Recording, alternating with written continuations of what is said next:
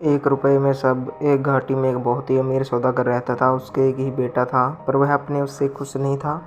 उसका वह बेटा बहुत ही बेवकूफ़ सा था और कोई अकल का काम करना तो कुछ दूर कुछ और भी नहीं करता धरता था। पर उसकी माँ उसको बहुत प्यार करती थी।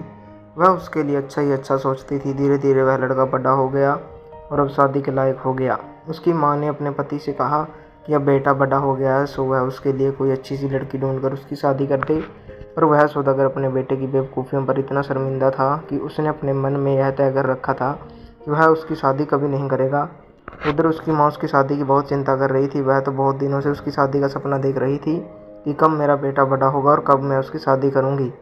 वह सारी उम्र कुंवारा बैठा रहे, यह तो मैं सोच भी नहीं सकती थी।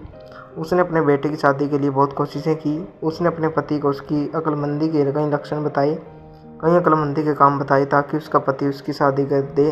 पर शादी करने की बजाय वह उसकी इन बातों से चिड़चिड़ा ज़्यादा होता गया। एक दिन जब उसकी पत्नी अपने बेटे की तारीफ किए जा रही थी तो वह चिड़चिड़ा होकर अपनी पत्नी से बोला, देखो तुम मुझसे यह सब कितनी बार कह चुकी हो पर तुमने इसे मुझे साबित करके कभी नहीं दिखाया। मुझे तुम्हारी बातों पर बिल्कुल भी विश्वास नहीं है कि जो कुछ के तुम कह रही हो उसमें ज़रा सा भी सच है। माएँ अपने बच्चों के प्यार में अंधी होती हैं। खैर, तुम्हारी संतुष्टि को लिए मैं उस बेवकूफ़ को एक मौका और देता हूँ। तुम उसको बुलाओ और उसको ये 3 पैसे दो और उससे कहो कि वह बाजार जाए और इसमें से 1 पैसे की कोई एक चीज़ ऐसी खरीद कर लाए जो उसके अपने लिए हो। दूसरा पैसा वह नदी में फेंक दे और तीसरे पैसे से वह ये 5 चीज़ें खरीदें, कुछ खाने के लिए, कुछ पीने के लिए, कुछ चबाने के लिए, कुछ बगीचे के लिए में बोने के लिए और कुछ गाय को भी खिलाने के लिए। माँ को यह सुनकर बहुत खुशी हुई कि अब कम से कम उसके बेटे को अपने आप को साबित करने का मौका मिलेगा। तुरंत ही उसने अपने बेटे को बुलाया, उसे 3 पैसे देकर उसके पिता की सारी बात उसको समझा दी। बेटे ने भी उससे पैसे लिए और बाजार चल दिया। बाजार जाकर उसने 1 पैसे का कुछ अपने लिए खरीदा और खा लिया। उसके बाद वह एक नदी के पास आया और दूसरा पैसा नदी में फेंकने की ही वाला था कि इसको अपनी बेवकूफ़ी समझकर वह रुक गया।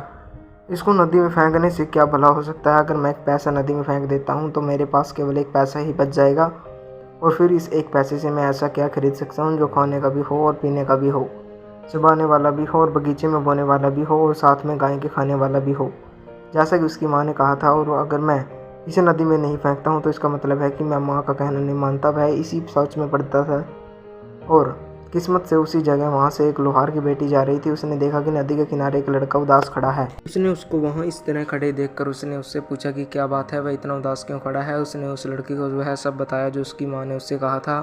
फिर उसने उसको बताया कि उसकी माँ ने तीसरा पैसा नदी में फेंकने के लिए कहा था, पर यह तो बेवकूफ़ी है, लेकिन वह करे तो क्या करे। वह लड़की बहुत होशियार थी। वह बोली, मैं तुमको बताती हूँ कि तुम क्या खरीदो। तुम जाकर 1 पैसे का तरबूज खरीद लो और तीसरा पैसा अपनी जेब में रख लो। उसको तुम नदी में मत फेंको। तरबूज, हाँ तरबूज। वह आगे बोली, देखो तरबूज तुम्हारी माँ की सब शर्तों को पूरा करेगा। वह खाने की चीज़ भी है और वह पीने की चीज़ भी है, वह चबाने की चीज़ भी है और वह ज़मीन में बोने की भी कुछ देगा और वह गाय का खाने के लिए भी कुछ देगा। तुम जाकर यह खरीद कर ले जाकर अपनी माँ को दे देना। मुझे यकीन है कि वह तुम्हारी इस खरीद से बहुत खुश होगी।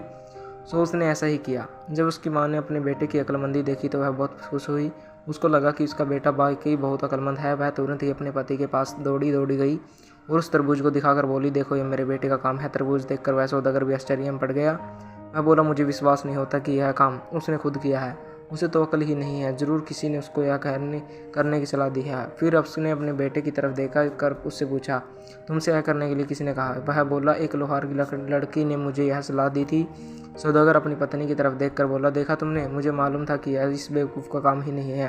खैर चलो, अगर तुम राजी हो तो इसकी इच्छा हो इसकी शादी उस लोहार की बेटी से कर दो जो उसकी खुद इसकी होशियारी और उसने इसमें अपनी इतनी रुचि दिखाई है। माँ बोली, इससे अच्छी तो और कोई बात हो नहीं सकती। अगले दिन कुछ दिनों में सौदागर लोहार के घर गया और उसकी लड़की को देख कर आया जिसने उसके बेटे की सहायता की थी। जब वह उसके घर पहुंचा तो लड़की ने भी दरवाज़ा खोला। सौदागर ने उससे पूछा, बेटी क्या तुम घर पर अकेली हो? लड़की बोली, जी हाँ। सौदागर ने पूछा, तुम्हारे माता पिता कहाँ हैं? वह बोली, मेरे पिता एक कौड़ी का लाल खरीदने गए हैं और मेरी माँ शब्द बेचने गई है। पर वे लोग जल्दी ही आने वाले होंगे। जब तक वे आएँ तब तक अंदर आकर आप इनका इंतज़ार करें। लड़की की बात सुनकर सौदागर कुछ सोच में पड़ गया और कुछ नहीं समझते हुए पूछा, तुमने क्या कहा कि तुम्हारे माता पिता कहाँ गए हैं? लड़की बोली, मेरे पिता एक कौड़ी का लाल यानी लैंप के लिए तेल खरीदने गए हैं और मेरी माँ कुछ बेचने शब्द बेचने यानी किसी की शादी का रिश्ता तय करने गई है। सौदागर और लड़की की होशियारी की बातें सुनकर वो चक्का रह गया, पर उसने अपने विचारों को प्रकट नहीं होने दिया।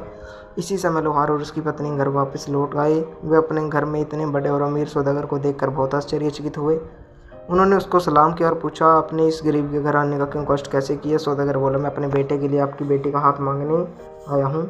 लोहार ने इस रिश्ते को तुरंत ही स्वीकार कर लिया। शादी का दिन तय कर दिया गया और सौदागर अपने घर वापस लौट आया। घर आकर वह अपनी पत्नी से बोला कि यह सब ठीक है, शादी का दिन भी पक्का हो गया। तुरंत ही यह खबर इस सब जगह फैल गई कि लोहार की बेटी की शादी सौदागर के बेटे से हो रही है। फिर लोगों ने बात करना शुरू कर दिया कि सौदागर अपने बेटे की शादी अपने से नीचे घर में क्यों कर रहा है, यह ठीक नहीं है। कुछ लोग तो यहाँ तक पहुँच गए कि उन्होंने सौदागर के बेटे के पास जाकर उसे चेतावनी दी कि वह लोहार से जाकर कहें कि उसने अपनी बेटी की यह गलत शादी की। उन्होंने सोचा कि उसकी इस धमकी से लोहार शायद डर जाएगा। उन्होंने उससे आगे कहा कि अगर ऐसा नहीं हो और फिर भी तुम्हारी शादी उससे हो गई तो पहले दिन ही तुम अपनी पत्नी को इस तरह से मारोगे ताकि वह तुम्हें आगे तंग न करे और तुम्हारा कहना माने। वह बेवकूफ़ लड़का इस प्लान को एक बहुत अच्छा प्लान समझकर मान गया और उसने वैसा ही किया। उसने लोहार से जाकर वह सब कह दिया जो लोगों ने उसे लोहार से कहने के लिए कहा था। लोहार यह सुनकर बहुत परेशान हुआ। उसने यह सब अपनी बेटी को बताया था जो सौदागर के बेटे ने उससे कहा था। उसने कहा, लड़की बोली, पिताजी आप चिंता मत कीजिए, साफ जाहिर है कि कुछ नीच लोगों ने उनको वापस से ऐसा कहने को मजबूर किया है, पर आप बिल्कुल परेशान ना हो, ऐसा कभी नहीं होगा। जिस दिन की शादी तय हुई थी उस दिन धूमधाम से शादी हो गई। आधी रात को दूल्हा उठा और यह सोचते हुए कि उसकी पत्नी सो रही थी, उसने एक जूता उठाया और उसको मुँह से मारने ही वाला था कि पत्नी ने अपनी आंखें खोल दी। वह बोली, ऐसा नहीं करते, शादी को ही लड़ना झगड़ना अपशकुन होता है। कल को अगर तुम चाहो तो मुझे मार लेना, पर आज की रात तो तुम मुझसे लड़ो मत। अगली रात दूल्हे ने दुल्हन को मारने के लिए फिर से अपना जूता उठाया तो उसने फिर से उससे प्रार्थना की, अगर पति पत्नी शादी के पहले हफ्ते में ही एक दूसरे का अपमान करे तो यह बहुत बड़ा अपशकुन होता है। मैं जानती हूँ कि तुम एक बहुत ही अक्लमंद आदमी हो और तुम मेरी बात सुनोगे। तुम अपना यह काम 8वें दिन के लिए रख लो। उस दिन तुम मुझे जितना चाहे उतना मार लेना। लड़का राजी हो गया और उसने अपने हाथ में लिया हुआ जूता एक तरफ फेंक दिया। मुसलमानों के रीति रिवाजों के अनुसार 7वें दिन लड़की अपने पिता के घर आई। लड़के के दोस्त बोले, तुम कितने बेवकूफ़ हो, हमें मालूम था कि ऐसा ही होगा। इस बीच सौदागर की पत्नी अपने बेटे के आगे के जीवन के बारे में सोच रही थी। वह सोच रही थी कि अब समय आ गया है जब उसको आज़ादी से रहना चाहिए। सो उसने अपने पति से कहा, तुम उसको कुछ सामान दे दो और उसको बेचने के लिए उसे बाहर जाने दो। सौदागर बोला, कभी नहीं, उसके हाथ में यह सब देना तो ऐसा होगा जैसे पैसे को पानी में फेंकना, वह तो उस सबको बर्बाद कर दे आएगा। पत्नी बोली, अब जाने भी दो, उसको अकल इसी तरह से तो आएगी। उसको कुछ पैसे दो और उसको दूर देश की यात्रा पर भेज दो। अगर उससे वह कुछ पैसा कमाता है तो कम से कम हम उससे यह उम्मीद रख सकते हैं कि वह पैसे की कीमत समझेगा, और अगर वह पैसा गवा कर और गरीब होकर लौटता है तो हम यह उम्मीद करेंगे कि जब वह दोबारा कमाएगा तब उसकी कीमत समझेगा। वह किसी भी हालत में लौटे, हम फायदे में रहेंगे। उसने अपने बेटे को अकेले व्यापार पर भेजने के लिए राजी कर लिया।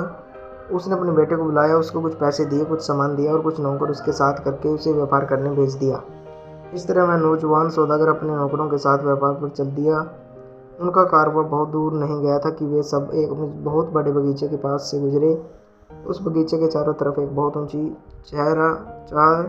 चार दीवारी खींची हुई थी। नौजवान सौदागर ने कुछ पूछा, यह क्या जगह है? इसके अंदर जाओ और देख कर आओ। उसके नौकर लोग गए और वापस आकर उसे बताया कि एक बहुत बड़े बगीचे में एक बहुत बड़ी और शानदार बिल्डिंग है। जब वह उस बड़ी और शानदार बिल्डिंग को देख रहा था तो उसको एक बहुत सुंदर लड़की दिखाई दी। उस लड़की ने उसको खेलने के लिए अंदर बुलाया। यह लड़की एक बहुत बड़ी जुआरी थी। इसको वे सब चालें आती थी जिनसे वह अपने साथ खेलने वाले का सारा पैसा ले लेती थी।